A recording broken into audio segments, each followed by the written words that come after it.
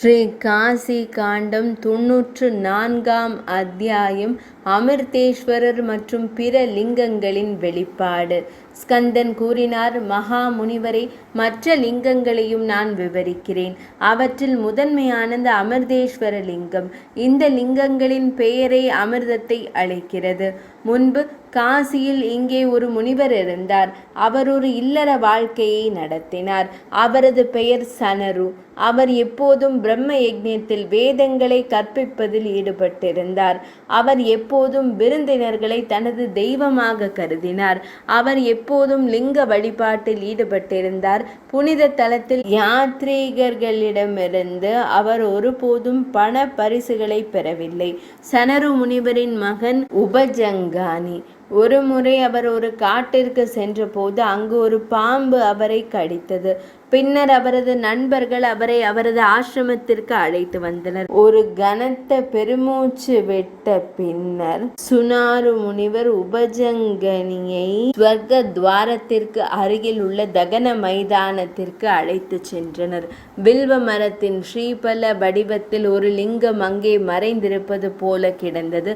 புத்திசாலி முனிவர் இறந்த உடலை அங்கே வைத்துவிட்டு அரவத்தினால் கடிக்கப்பட்ட சிறுவனை எப்படி தகனம் செய்ய முடியும் என்று எண்ணினார். இதற்கிடையில் சிறுவன் உபஜங்கனி உயிர் பெற்றான். உறங்கிக் கொண்டிருந்தவனை போல எழுந்தான். உபஜங்கனி மீண்டும் உயிருடன் இருப்பதை கண்ட சனரு முனிவர் மிகுந்த ஆச்சரியத்துடன் மகிழ்ச்சி அடைந்தார். என் மகன் உபஜங்கனி உயிருடன் இருப்பதற்கும் சுறுசுறுப்பாக இருப்பதற்கும் காரணம் என்ன? புனித தலத்திற்கு வெளியே அவரை கடித்த அரவம் இந்த புனித தலத்திற்குள் கொண்டு வரப்பட்ட போது அவரை இறக்கச் செய்யவில்லை. முனிவர் தனது மகனின் உயிர் தெழுதலை குறித்து சிந்தித்து கொண்டிருந்த போது ஒரு எறும்பு மற்றொரு இறந்த எறும்பை மீண்டும் உயிர் பெற்று நடந்து வந்தது. மறுமலர்ச்சியால் சுட்டிக்காட்டப்பட்ட உண்மையை அறிந்த பிறகு முனிவர் தனது மென்மையான உள்ளங்கையினால் தரையை தோண்டினார். அங்கு ஒரு வில்வ பழத்தின் அளவுள்ள ஒரு லிங்கத்தை அவர் கண்டார். அந்த லிங்கத்தை சனருவும் அவரது குடும்ப உறுப்பினர்களும் அங்கு போற்றினர். அந்த நீண்ட கால பண்டைய லிங்கத்திற்கு அமிர்தேஸ்வரர் என்ற பெயரும் சூட்டப்பட்டது. ஆனந்த கானனத்தில் இந்த லிங்கத்தை தொழுவதன் மூலம் ஒருவர் நிச்சயமாக அழியாமையை அடைவார். அமிர்தேஸ்வரை வணங்கிய பின்னர் அந்த முனிவர் மகன் உயிர் தெழுந்தவுடன் தனது இல்லத்தை அடைந்தார். மக்கள் அதை ஆச்சரியத்துடன் கண்டனர். அன்றிலிருந்து சிறந்த முனிவரே, அமிர்தேஸ்வர லிங்கம் காசியில் மனிதர்களுக்கு ஆன்மீக சக்தியை வழங்கி வருகிறது. அது கலியுகத்தில் மீண்டும் மறைக்கப்படலாம். பகவான் அமிர்தேஸ்வரரை தொடர்பு கொண்டவுடன் இறந்தவர்கள் உடனடியாக உயிர் பெறுகிறார்கள். அதை தொடுவதன் மூலம் மட்டுமே உயிருடன் இருப்பவர்கள் அழியாமையை அடைகிறார்கள். அமிர்தேஸ்வரருக்கு இணையான வேறு எந்த லிங்கமும் பூமியில் எங்கும் இல்லை. கலியுகத்தில் இது சம்புமூர்த்தியால் வேண்டுமென்றே மறைக்கப்படுகிறது. காசியில் உள்ள அமிர்தேஸ்வரரின் பெயரை கூட மக்கள் நினைவு கூர்ந்தால் அவர்களுக்கு ஒருபோதும் கொடிய கிரகங்கள் போன்றவற்றால் எழும் பயம் இருக்காது. முனிவரே, மோக்ஷத்வாரத்தின் அருகில் மோக்ஷத்வாரத்தின் முன் கருணேஸ்வரர் இருக்கிறார்.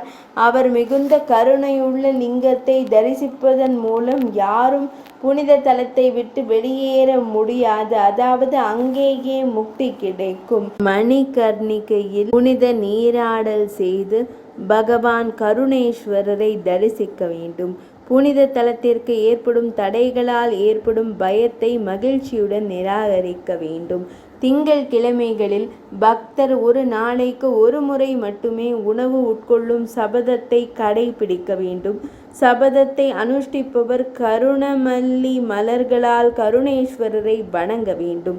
இந்த தருணத்தில் திருப்தி அடைந்த கருணேஸ்வர பகவான் அவரை ஒருபோதும் புனித தலத்திலிருந்து வெளியேற்ற மாட்டார். எனவே இந்த விரதத்தை அனுஷ்டிக்க வேண்டும். கருணேஸ்வரரை அதன் இலைகள் அல்லது பழங்களால், அதாவது கருண மல்லிகை செடியின் மூலம் வழிபடலாம். முழுமையான அறிவு இல்லாத ஒருவருக்கு அந்த லிங்கம் தெரியாவிட்டால் அவர் தேவர்களின் இறைவன் மகிழ்ச்சி அடையட்டும் என்று கூறி கருணா செடியை வழிபடுவார். 2 பிறந்த ஒருவர் ஒவ்வொரு திங்கள் கிழமையிலும் ஒரு வருடம் இந்த விரதத்தை கடைபிடித்தால் கருணேசர் அவரை கண்டு மகிழ்ச்சி அடைவார். அவர் விரும்பியதை வழங்குவார். கருணேசரை, பகவானை இங்கே காசியில் மனிதர்கள் வேண்டுமென்றே தரிசிக்க வேண்டும், ஆனந்தத்துடன் வழிபட வேண்டும். இவ்வாறு கருணேசரின் சிறந்த மகத்துவம் தங்களுக்கு கூறப்பட்டுள்ளது. இதனை கேட்டதும் தடைகளிலிருந்து எழும் எந்த பயமும் கைலையில் ஏற்படாது. இருவரையும், அதாவது ஸ்வர்க துவாரேஸ்வரரையும் காசியில் மோக்ஷ துவாரேஸ்வரரையும் தரிசிப்பதன் மூலம் ஒருவர் சொர்க்க இன்பங்களையும் முக்தியையும் பெறுவார். ஜோதிர் ரூபேஸ்வர லிங்கம் எனப்படும் மற்றொரு லிங்கம் காசியில் பிரகாசிக்கிறது. இதனை வழிபடுவதன் மூலம் பக்தர்கள் பிரகாசமான உருவத்தை பெறுகிறார்கள். ஜோதிர் ரூபேஸ்வரரை வணங்குவதன் மூலம் ஒரு மனிதன் உருவ பிரகாசத்தை பெறுகிறான் என்பதில் எந்த ஐயமும் இல்லை. சக்கர புஷ்கரணியின் வாசகங்கள். சிறந்த பாகீரதி நதி அங்கு வந்ததிலிருந்து தெய்வீக நதி அந்த லிங்கத்தை மகிழ்ச்சியுடன் வணங்குகிறது.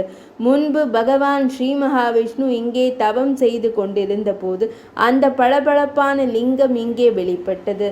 எனவே இந்த புனித தலம் அற்புதமானது. ஒருவர் சக்கர புஷ்கரணியின் கரையில் ஜோதி ரூபேஸ்வரரை தியானித்தாலும் அல்லது நீண்ட தூரத்திலிருந்து தியானித்தாலும் சித்தி அவரிடமிருந்து வெகு தொலைவில் இருக்க இயலாது. சிறந்தவரே, இந்த 14 லிங்கங்களில் 8 லிங்கங்கள் மிகுந்த சக்தி வாய்ந்தவை. அவை கர்மங்களின் விதைகளுக்கு காட்டு தீ போன்றவை. இந்த 36 லிங்கங்கள் புனித தலத்தின் மகத்துவத்திற்கு உகந்தவை.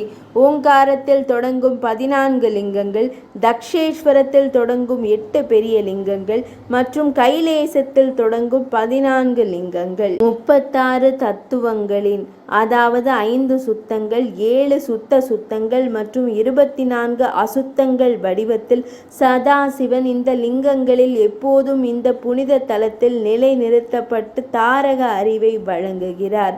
36 லிங்கங்களின் வடிவத்தில் இது உண்மையில் மைய கொள்கையாகும். இவற்றை நாடுவதன் மூலம் நரகம் போன்ற அனைத்து துர்நாற்ற நிலைகளையும் தவிர்க்கலாம். முனிவரே, நிச்சயமாக இந்த லிங்கங்கள் மிகவும் மர்மமானவை மற்றும் மறை பொருளானவை. இந்த லிங்கங்களின் சக்தியால் இங்கே முக்தி உறுதி செய்யப்படுகிறது. மிகவும் புத்திசாலியானவரே, இந்த லிங்கங்களால் காசி முக்தியின் புனித தலமாகும். இந்த மற்ற லிங்கங்கள் ஒவ்வொரு யுகத்திலும் வெளிப்படுகின்றன. சம்புமூர்த்தியின் இந்த புனித தலமான ஆனந்த கானனம் தொடக்கமற்றது. இங்கே நிரந்தர நிலைத்தன்மையை அல்லது மரணத்தை அடைபவர்கள் சந்தேகத்திற்கு இடமின்றி முக்தி பெற்றவர்கள். யோக சித்தி நிச்சயமாக இங்கே அடையப்படுகிறது. அதே போல் தப சித்தி, அதாவது தவத்தின் பலன், விரதங்கள், மந்திரங்கள், தீர்த்தங்களில் சித்தி, பழங்களை அடைவது நிச்சயமாக இங்கே அடையப்படுகிறது. பகவான் சம்புமூர்த்தியின் ஆனந்தபதிகா இன்பத்தோப்பு என்பது அனிமாவில் தொடங்கும் 8 சித்திகளின் தொகுப்பு என்று அழைக்கப்படும் பெரியவற்றின் தோற்றத்தின் மூலமாகும். இந்த ஆனந்த கானனம் முக்தியின் மகிமையின் இருப்பிடமாகும். இது புண்ணியங்கள் மூலம் அடையப்படுகிறது. மேலும் உலக இருப்பிற்கு பயந்து ஒருவரால் கைவிடப்படக்கூடாது. இதுவே மிகப்பெரிய லாபம், இதுவே மிகச்சிறந்த தவம், இதுவே வாரணாசி பெறும் உயர்ந்த தகுதி. பிறப்பெடுத்த ஒருவருக்கு மரணம் தவிர்க்க முடியாதது. அது எங்கும் நிகழலாம். அதன் பிறகு அடைய வேண்டிய இலக்கு கர்மங்களின் சுபமாகவோ அல்லது அசுபமாகவோ இருக்கலாம். மரணம் தவிர்க்க முடியாதது என்பதையும் ஒருவரின் கர்மங்களின் படி ஒரு நிலையை அடைகிறார் என்பதையும் உணர்ந்த பிறகு காசியை நேர்மறையாக நாட வேண்டும். ஏனெனில் அது அனைத்து கர்மங்களையும் அளிக்கிறது. மனித பிறவி அடைந்த பிறகு வாழ்க்கை ஒரு கணம் மட்டுமே நீடித்தாலும் காசி நகரத்தை நாடாதவர்கள் அவர்கள் வைத்திருக்கும் அனைத்தையும் இழக்கிறார்கள். அவர்கள் மந்தமான புத்திசாலிகள். மனித பிறப்பு அரிதானது, காசி நகரம் அரிதானது. இரண்டையும் தொடர்பு கொண்டவர்கள் சந்தேகத்திற்கு இடமின்றி முக்தி பெற்றவர்கள். இங்கே அத்தகைய தவங்கள் எங்கே உள்ளன? விடுதலையை குறித்து அந்த சிறந்த யோகம் எங்கே? காசியில் வசிப்பதன் மூலம் மிகச்சிறந்த முக்தி கிடைக்கும். அது உண்மை. மீண்டும் நான் அதை உறுதிப்படுத்துகிறேன், அது உண்மை. மீண்டும் மீண்டும் அது உண்மை என்று வலியுறுத்தப்படுகிறது. முக்தியை அடைவதற்கு காசியைப் போல பூமியில் வேறு எந்த இடமும் இல்லை. விஸ்வேசர் எப்போதும் முக்தியை வழங்குபவர். வடக்கு நோக்கி ஓடும் நதி முக்திக்கு உகந்தது. ஆனந்த கானனத்தில் முக்தி உள்ளது. முக்தி வேறு எங்கும் அடையப்படாது. முக்தியை வழங்குபவர் விஸ்வேசர் மட்டுமே, வேறு யாரும் இல்லை. அவர் மக்களை காசியை அடையச் செய்து அவர்களுக்கு முக்தியை வழங்குகிறார், வேறு வழிகளில் அல்ல. சாயுஜ்ய முக்தி, அதாவது கடவுளில் முழுமையான ஐக்கியத்தின் வடிவத்தில் விடுதலை, இங்கே மட்டுமே அடையப்பட வேண்டும். சந்நித்தியாதி சிவபெருமானின் அருகாமை மற்ற வழிகள் மூலம் அடைய முடியும். இதுவும் வேறு இடங்களில் நிச்சயமாக எளிதில் பெற இயலாது. ஆனால் காசியில் முக்தி எளிதில் பெறப்படுகிறது.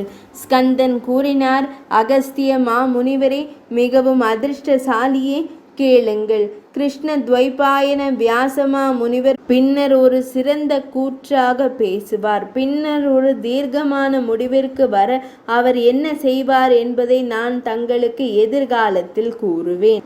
94ஆம் அத்தியாயம் நிறைவடைந்தது.